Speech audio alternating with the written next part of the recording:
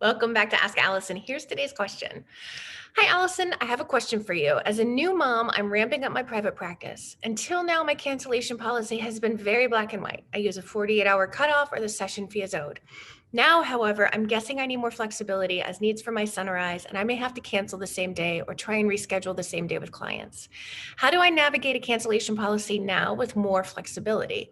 I don't want to be a hypocrite and hold the boundary charging for missed sessions if I might be needing flexibility more for same day illness issues.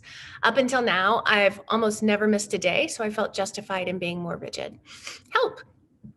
So before I answer, I'd like to thank Therapy Notes for sponsoring Ask Allison. Therapy Notes is an all-inclusive, simple, affordable practice management system. It has everything in there that you need, from a place for your schedule and your charts, and it'll run your credit card for cheaper than anyone else. And what else? Video conferencing, you don't have to pay extra for. It's good stuff. It's also the highest rated EHR on Trustpilot with over 1,000 verified reviews. I love that their notes format makes it so I don't have to re-enter the same stuff every single time.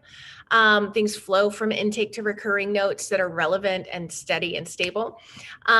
So it makes it easier and faster to do your notes. Check them out. You can try them for 2 months for free if you use the promo code ABUNDANT at checkout. That's at therapynotes.com. All right, so to answer your question, I really appreciate you thinking about fairness and customer service. There are a few considerations that I want everyone watching or listening to know or to think about, and I want everyone to know there's not a right or a wrong in this circumstance. It's important that you set policies in your practice that you've thought through and that you're going to uphold.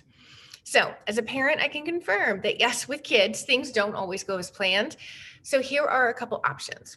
One option would be to hold your policy as is. You may have to cancel sometimes. You're not charging them if you cancel.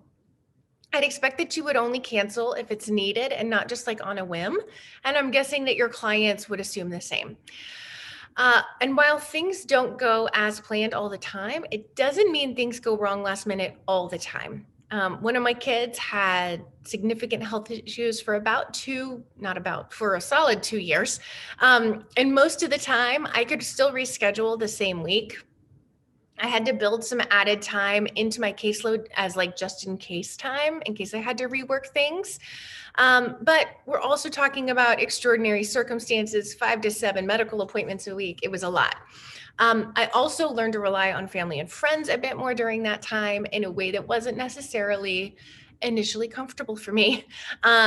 So part of it might also be, now that you're a parent, there's a certain amount of accepting help that you may need to do that you weren't doing before.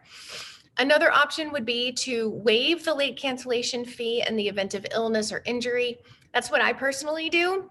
If my client or their kids are sick, I don't charge if they have to cancel last minute.